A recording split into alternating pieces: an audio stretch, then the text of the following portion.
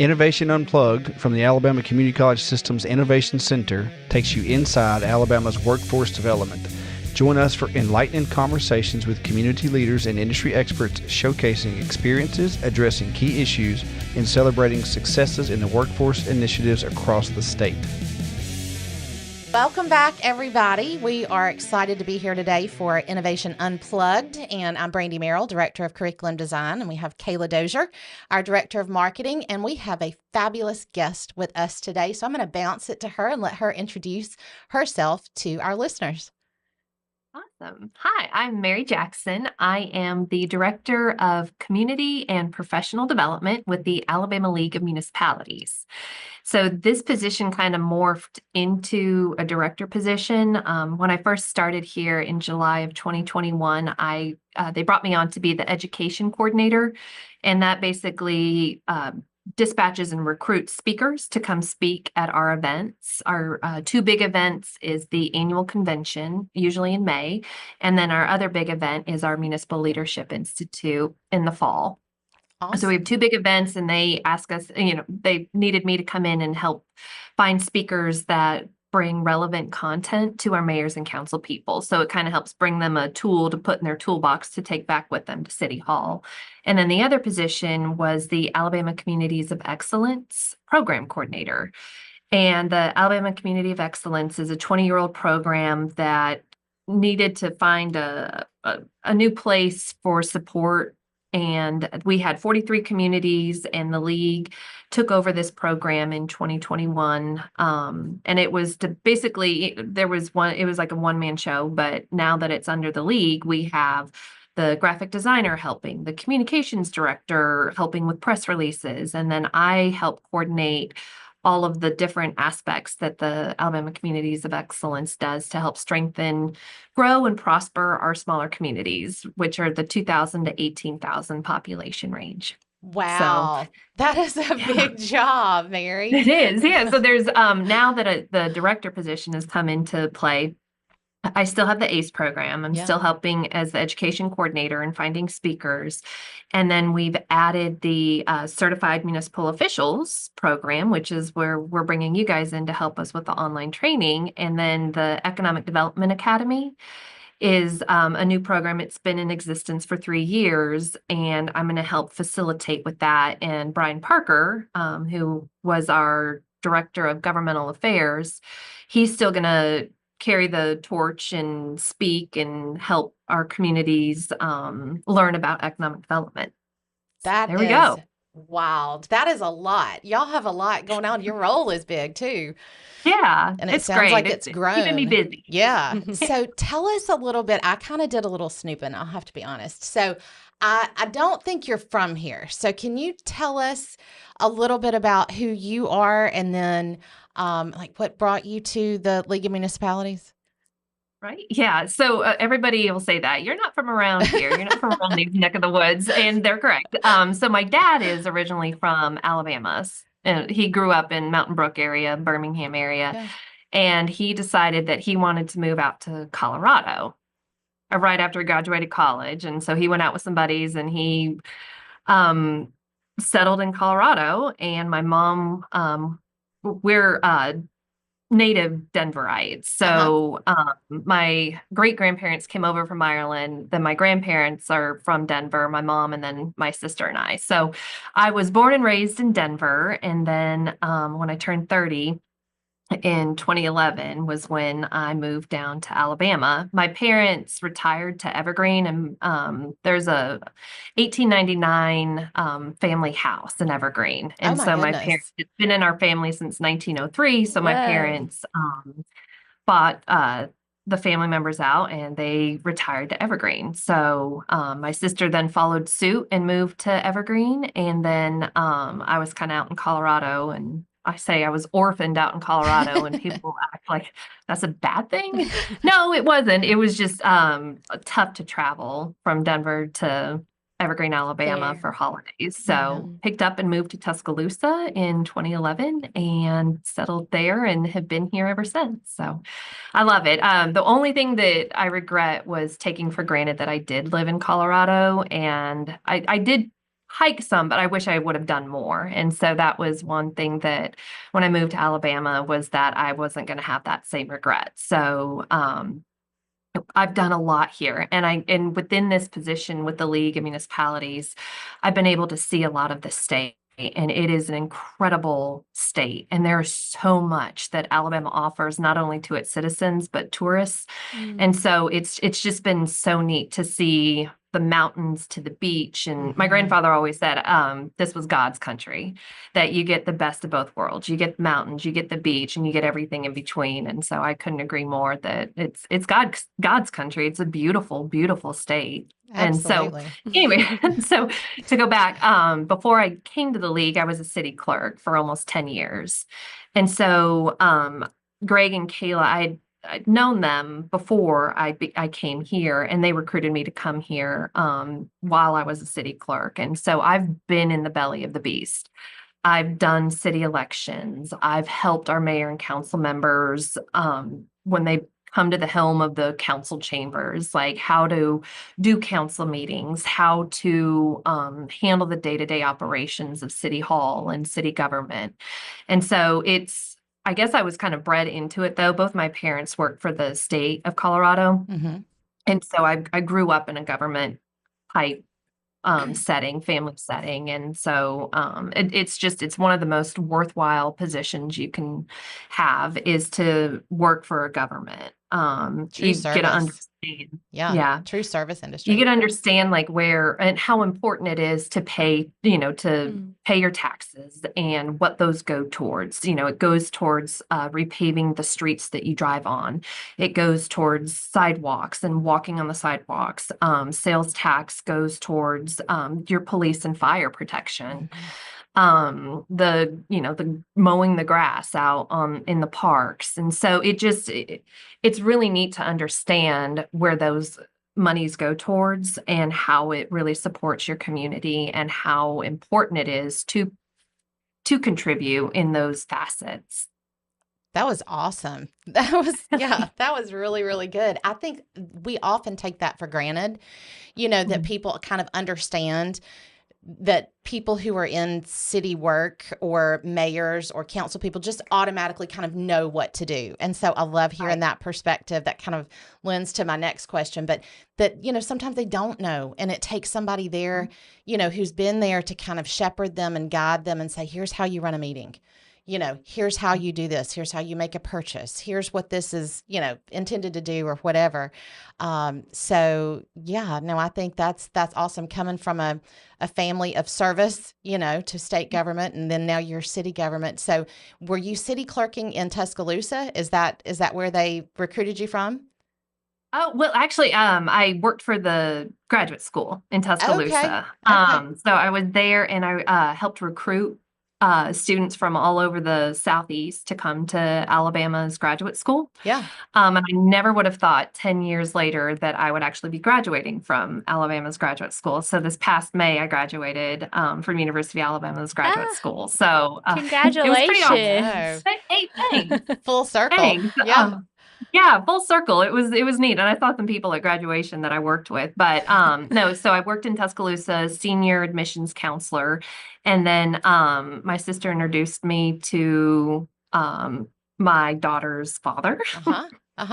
And so that's what got me down to Evergreen. And then Evergreen recruited me to be their city clerk. So I lived in Evergreen for a little bit, and then I was in Monroeville for about 6 years and was their city clerk. And I loved Monroeville. Monroeville has great history. It has a tourist attraction, right? The old historic courthouse that Harper Lee based her book To Kill a Mockingbird from. Yeah.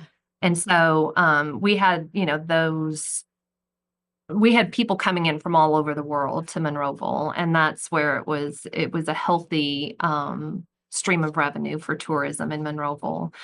And then Greg and Kailah recruited me in 21, and then we moved up here to Montgomery. So we're in Pike Road. My daughter and I are in Pike Road, and and then I met my soon to be husband up here. Really? I was going to ask So, about that at the yeah. conference last week, but we didn't have an opportunity. But that's so exciting. Thank you. Yeah, we got engaged in Congratulations. June and then we're going to get married on December 7th. Oh my So gosh, that Ooh. is right around the corner. it is. It is. So, Wow. he works for the sheriff's office and captain of investigations, and he's just wonderful. He's a great cook, and my daughter loves to Oh, cook, so that's they're good. always in the kitchen. And his daughter, loves to cook too. So and he loves going on adventures too here in Alabama. So, What a he said story, there's Mary. Oh, I love it. That's yeah, such a happy ending, you know, yeah, just to it's been that. great. Yeah, just to that path of, where you started from in Colorado all the way to here and now finding, the love of your life. So that's a sweet story. I love it. Uh, So with the League of Municipalities, tell me a little bit or tell our listeners, because I'm not sure when I first started if I really understood what is the role of the league. What do they do? We've seen the building in downtown Montgomery. It's a thread, it's a cord of how things work, in Right. all of our cities and all of our towns. But tell us what the Alabama League of Municipalities does.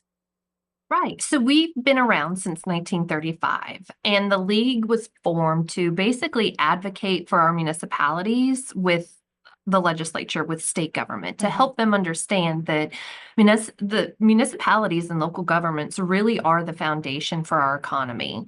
So it starts at a local level and then it just ripples out, right? It gets bigger and bigger. And so when you help focus on what municipalities need, where we live, work, and play, then when the legislature, a state organization, makes policies and makes things that impact our municipalities, we're here to advocate for our mayors and council people. We're here to say, no, our police jurisdictions need revenue, so don't try and make our police jurisdiction smaller. Like, that actually helps support our police and fire departments. It helps that sales tax in our police jurisdictions help support our local governments. And so the league really has been successful in advocating for our smaller communities and our bigger communities. And so we have 465 municipalities within the state of Wow. Alabama. And a good majority of those are rural communities. So they have populations under 50,000. And so the league is here to strengthen those communities, but also support them. And if there's any legislative policies that come in, we advocate for or against, and how that will impact our small cities and our big cities. So it's been impactful for almost 90 years. Wow. And so it helps give voice to those communities and those cities. I love that. We all need support. So it sounds like y'all are a huge, support to those Mhm. communities and those municipalities. So I know that y'all were just talking off camera a minute ago or before we started about your large conference, and that's where I think y'all met, right? Yes. So tell us a little bit about what that conference was that you just came from, and what you do, and that kind of thing. Absolutely. So the Municipal Leadership Institute is one of our big fall conferences, and this really helps build professional development for our mayors and council people. So it helps give them, like I said, tools for their toolbox to Yeah. take back with them to City Hall. It helps give them that professional development, like how to be a good leader in your community, how to recognize like if there's conflict, how to handle conflict, how to navigate through conflict. And so what we built this last session for the agenda was elections. So next year, 2025, we're going to have a big city election across the state, or most communities are going to have a big city election. And so we talked about the federal election, but then one of the big sessions was municipal elections. And so city elections are usually in August. We got it off the presidential year, but now we've got it into, off that year. And next year will be the big city elections. And so we'll have mayors and council people either run again, or they're going to jump off and let someone else come in and so anyway, so city elections. And then the Alabama strategic plan was what we had on Friday. And that is the new initiative that the governor, Ellen McNair with the Made in Alabama group, and Greg Barker with the Economic Development Partnership of Alabama. So it's this big, and it's called Catalyst, and it's a big plan that the governor wants to see through to help support not only the state, but drill it down and help our local economies with economic development and so forth. And so we had them on the panel on Friday to talk about that and how our local governments can help support the big state plan, but what they can do to implement it in their communities. And then the final presentation, which I learned about from when I'm in the Community Development Institute at the University of Alabama. And it was Donnie Jones. He came in from West Alabama Works, and he talked about workforce development and how you can support workforce in your local communities and what you need to have in place in order to, one, retain your citizens, but also celebrate, the students that graduate from high school and don't really feel like college or, four-year university is for them, and what you need to do to recruit them to go to a local community college to get a skill or a trade, or an associate's degree, and then make sure that they stay in that community and utilize that workforce locally. And that helps, in turn, recruit industry and recruit new economic development and recruit more jobs. And so it helps.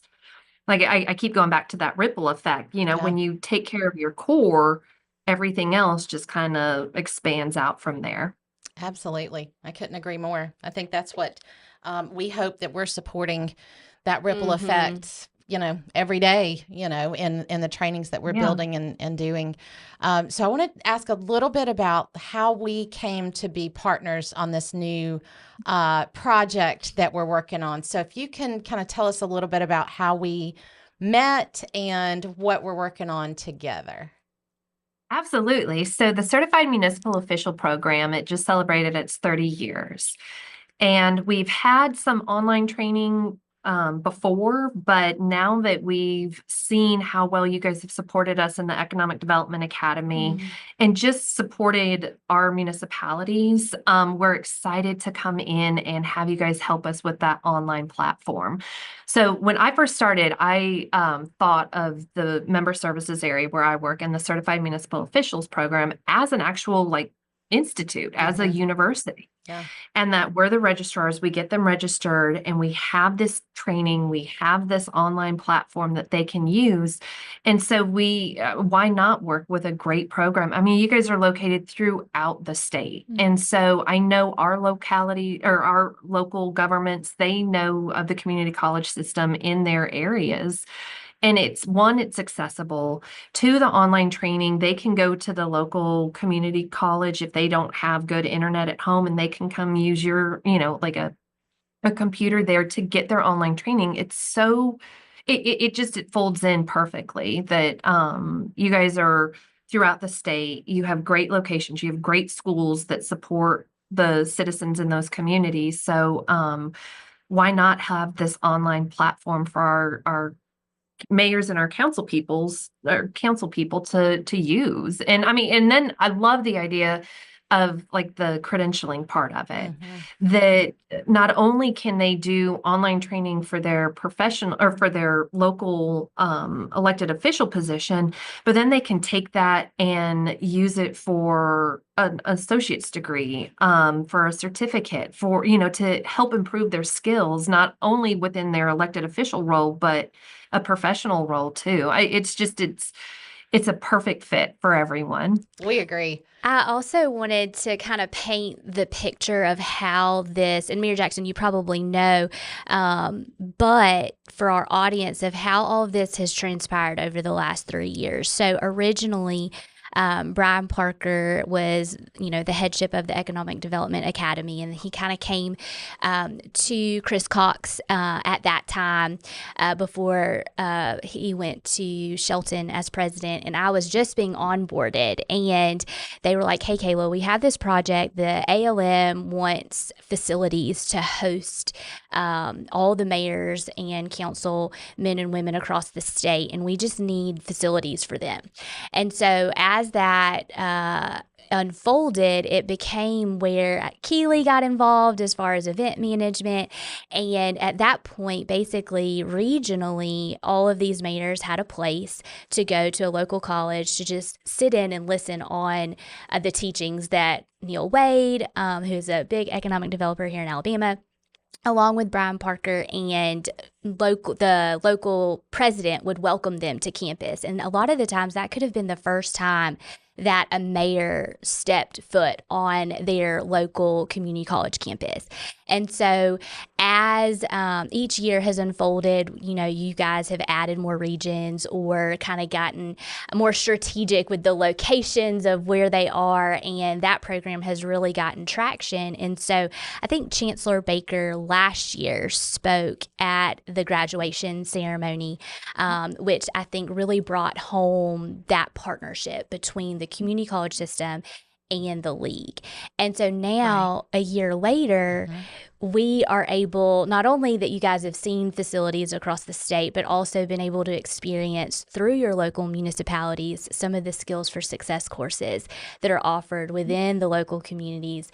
And now asking us to partner with you to develop and enhance and magnify what you guys are already offering to the state. And so I wanted to paint that picture that that is what the local college system-wide, statewide is for, to fill in those gaps and to make a way for our citizens, and in this situation, our mayors in every part of the state, have access to training to make their communities better. And so obviously community college is in our name. And so anyway, I'm just listening to all of these things unfold, and I'm like, hey, what a partnership and what a model that we're able to experience because we're the boots on the ground, but also how impactful that is going to be moving forward for even new mayors. Even at this conference, I've been going the last 3 years, and I see some of the same faces,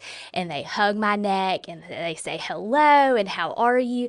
But then you have new people that you are like, wait, you weren't here last year. What community are you from? And they're a little bit hesitant because I think, when you have, I don't know how many vendors, probably 60 vendors in that area, just bombarding and telling them around every corner, here's a new resource, here's something that you can implement within your community. And you can just kind of see like the overwhelming look on their face because they may be a team of 3 or 4. But it is so rewarding when we get to share our story with them, and you kind of see a little bit of like a sigh of relief of, okay, these are the steps I need to take. But I'm just excited to see as we move forward the next level of that partnership and truly building those relationships within those communities. So I just wanted to paint that picture so that everyone hears like this is what it looks like for 2 government agencies to love on each other and serve the state. Yeah. And I don't know that if was perfect. Yeah. I don't know if you know this or not, but you're one of the first professional development courses that the Innovation Center is producing. So, That's awesome. I know. And so Kailah was talking about the skills for success. And of course, that's our brand. That's our model. That was, those are all of our courses that even almost all the municipalities are using in one way, shape, form or another, to train folks, whether they're current or not. But so the skills for success model is out there, but a new kind of branch or spoke that we are engaging in now is our professional development. And that is a huge collaboration with you guys. And so y'all are one of the first definitely, for sure. Fantastic. In building, some governmental training, that helps to Right. support, and like Kailah was saying, just love on each other. What are your needs, and Yeah, how can we help you to help the people that you're serving? So huge absolutely. collaboration. So tell us a little bit about what drove the need for that training, that you guys came to us and said, "Hey, can y'all help us build this out?" Like what drove that training? I think maybe there was legislation behind it, something like that. Right, right. So there is a new piece of legislation that is mandating that our local officials have this training. And I think in turn, it not only helps them, but it helps the citizens and the Mm, accountability of, hey, my mayor and council are getting the required training to lead our community forward and to be accountable for them taking that elected official position. And so the Training Act requires that they have 40 basic credit hours within their term, their 4-year term in office. And it gives them the foundational elements to do their jobs well as elected officials. So it gives them, what are the mayor and council's duties um, in a city? And then it gives them like budgeting, the Open Meetings Act, which mhm. is a very important act to know, that you don't have secret meetings, that you don't have meetings behind closed doors, that it gives that openness, the public Transparency. and Yeah. right, right. And so they're public records, understanding what you can and can't give out as a public record. How to spend municipal funds. That's another important thing, that you can't use it for personal gain, or, that Mhm. you've got municipal funds out there that's supposed to be poured back into the community to help improve your roads, improve your infrastructure. Um, so it gives them all those foundational elements to do their job well Yeah. as an elected official, as a mayor, as a council member. And because it's like learning a completely new language. And if brand new to it and you just kind of understand the surface level elements of civic work, then yeah, it could be cumbersome and like drinking from a fire hose when you first come into an elected official position. So this your training, the online training, they can do anywhere. They can do it anytime. If they feel like on a Saturday morning they really want to dive into the duties of a mayor and council member, they can. And so it's Mm. that perfect fit of they can access this information and access this online training at their leisure. If they work a normal 40-hour week or 40-hour job, 40-hour week job, um, sorry, that they can come in on a Saturday morning and learn more about their elected official role. Most of our elected officials are part-time. So they do it, they 2 meetings a month. They field calls from their citizens, throughout their not only their full-time job, but also their council elected official job. So this just gives them that training that they need to do their jobs well, which in turn makes their community a better place. Yeah, I think people, I wouldn't have known anyway that, you come into a role like that, and it's almost like you've got to onboard somebody to say, "Hey, look, this is Yep. how you do this, and be careful," because it is Mhm. government, and you've got to be sure to follow the rules and everything. So I loved kind of digging into what you guys have already, and then allowing us to kind of take it and morph it and make it, into this interactive and kind of cool learning experience for them. But I think it's neat that it makes it almost like human for us anyway. You think of an elected official probably already just knows these things. That's probably not the case. That's what I'm hearing you say, is that, these folks Right. are working a job already and they don't necessarily know these things. And here's our role. And then here's what we've asked for y'all to do. So I think that's a good backstory to that. Does the Absolutely. Training Act require, is it yearly that an elected official or a mayor has to take this training, or is it a one and done once they've started their term?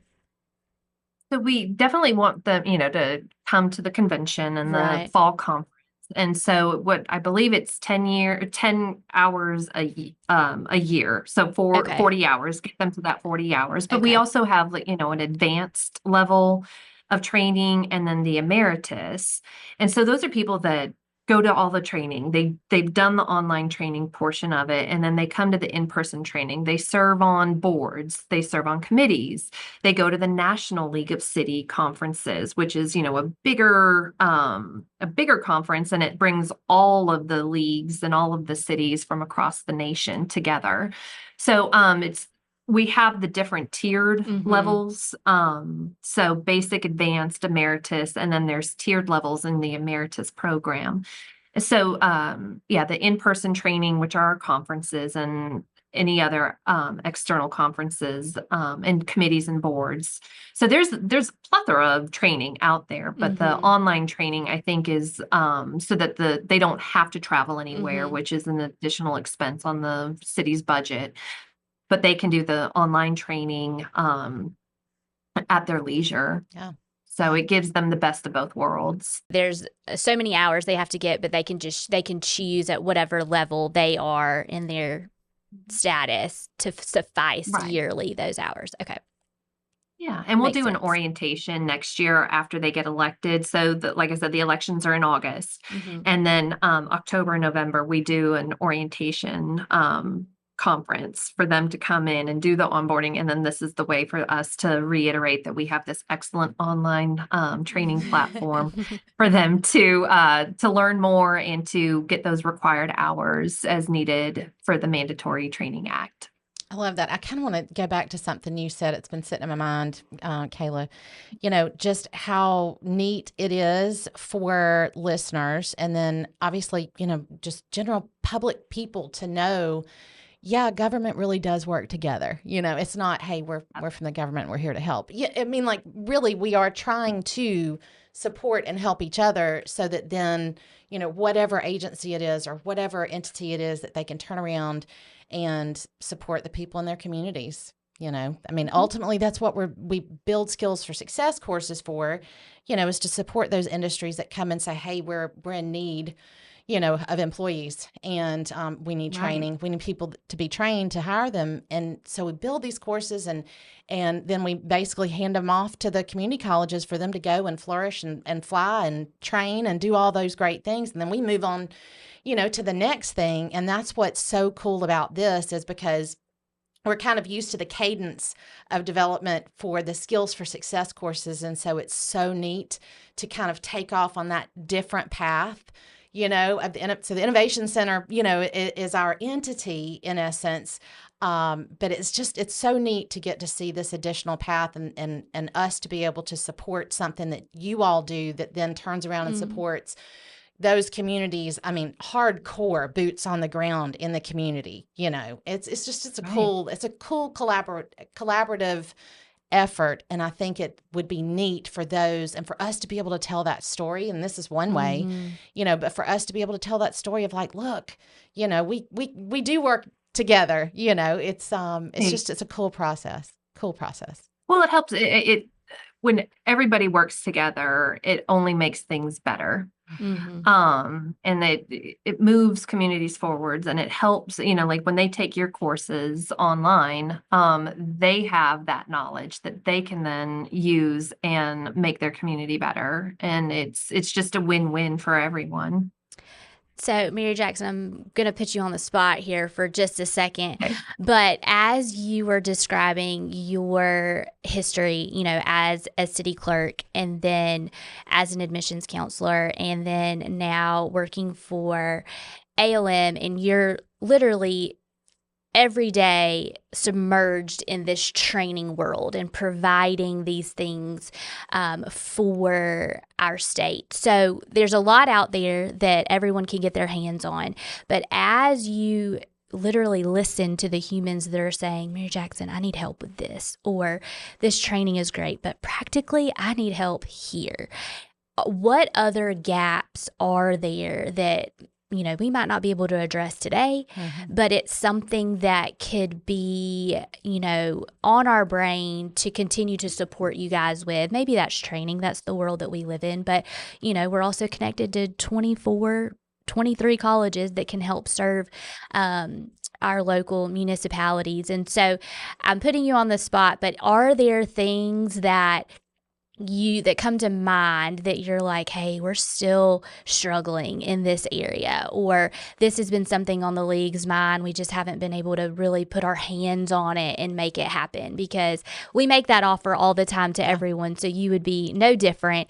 But are there any gaps that we can help fill or help partner with you guys on? Absolutely. So, well, the number one, we send out a survey after every conference that says, hey, what are some training topics that you all want to know about and learn about at the next conference or online training? And the number one thing is grants. Okay. And I think that our council people and our mayors is writing a grant. Sure. Successfully, getting a grant, sifting through it all, making it sound like this is what the grant money is going to be used for and why it's important to their community, and writing from the heart. And so I think that as a skill, grant writing skill would be helpful. And I mean, everybody, is strapped. Like if you have part-time mayors and part-time council people, they've got their full-time jobs, or, and it's just trying to find those skills to help them get set up for success and help them, write a grant. And how do I write a grant? And I think like that number one question throughout a lot of training is, well, how do I do that? How do I write a grant? How do I get a grant? How do I repair my roads? How, the action question, how do I do that? Yeah. And so it's trying to make sure that we have those resources available to get them to that point, to get them to the finish line and across the finish line to write a successful grant, get that grant money, and then make their community better with those funds. I mean, I think a lot of them look for more revenue streams. How do I find more revenue to help finish this paving project or get the water and sewer lines repaired? And so it's that how question. And it kind of, it reminds me of when I went to the career fair at my daughter's school in 4th grade. So Pike Road Intermediate had this career fair, and they had an opening for a politician or a local leader booth. And so I wrote this, I did this big 3-panel poster board. And the kids were so cute. They were like, well, what do I need to, skills do I need to have in order to be a mayor, or in order to run for council, or in order to be a president? And so it kind of made me step back and be like, okay, well, you need to be able to read. You need to have good math skills because you're going to need to balance a budget. You're going to need to write well because you're going to be the mayor of a community. You're going to need to be able to build a relationship and write a good email and follow up. And you need to have good communication skills. And so it's like stepping back and speaking to a 4th grader about what skills did they need in order to be a mayor or a council member. And so I think those building blocks we're already putting there, but maybe there might be some more like just basic skills, writing skills, math skills, communicate, being a good communicator, conflict management, I think is always a big one. And just building relationship skills. So it was, I guess, like personally looking at, what would my daughter need to have, good grades in order to be successful if she wanted to be a mayor of a community? What skills does she need to move her forward through in school to attain those? Love that. It's like those basic building blocks of life, except for a mayor, and I can imagine that, most mayors are really relationship driven people, I mean, they can pretty much talk to anybody. It's the technical stuff, I'm sure, like you say, like the grant writing and the, the paperwork processing and that kind of stuff. Budgeting. All of those things. It's kind of like, that comes with the job too, and those aren't necessarily things that you're familiar with or know, or, have even seen before. You're a problem solver. If you're a mayor or a city councilman, or woman, how to solve a problem. That's how you got in that role. And then it becomes, all the paperwork on the side, I need to figure that out too. So I could see that being a need and a potential plug-in on our part at some point. No, I'm glad you said, it's interesting that you brought up grants because I'm going to give her a little plug. Councilwoman Simmons from Florence, she and I go back a couple years. We were on we were part of the Women's Policy Institute with the Women's Foundation of Alabama, and she came up to the table last week and we kind of locked eyes and she said, "How do I know you?" And so we made that connection again. And so I asked her, I said, "How is your bridge coming along?" Because 2 years ago, she was working on a grant to rebuild a bridge that connects Florence to another part of the community. And I'm not familiar with all of North Alabama, but basically she was painting this picture that because this bridge was not repaired, that whole community was not thriving, that the restaurants had closed and hotels that people typically would stop there for on their way to Athens was no longer. And so she was like, my job is to advocate for this community because there are people there that have grown up there that love this area but are leaving because it's dying. And so I fully, going about my daily life, I don't think about bridges that aren't, that are literally cutting off a community. And so just the passion within her eyes and just her touch of just hugging me and saying, "Hey, Kailah, like, yes, we're still working on getting that bridge fixed," and that, she is relying on grants for that funding. And so she's fabulous and she knows what she's doing, but at the same time, she is still advocating for that. And so I think that is, a really big need. So thank you for sharing that, but also wanted to give her a little plug because she was sharing with everyone that, hey, like, this is a problem and I want to fix this for my community. And that's the councilwoman that you want advocating for you and your community. But grants were a big thing that were on her heart too last week. Right. Yeah. In graduate school, I did a paper on like motivations and why people run for office. And so it was how we could organically grow, recruit more women to be in local government and in leadership elected official roles. And that was one piece of research that I found, is that there's motivating factors for anyone to go into a political office. They want something better for their community. And so they dip their toes in the political waters and, they just want to make a difference. They want to, and one of my other papers was leave it better than they found it. And so as long as our elected officials maintain that motivation and that this isn't for them, it's for their community and their people, that they are trying to make it better than they found it.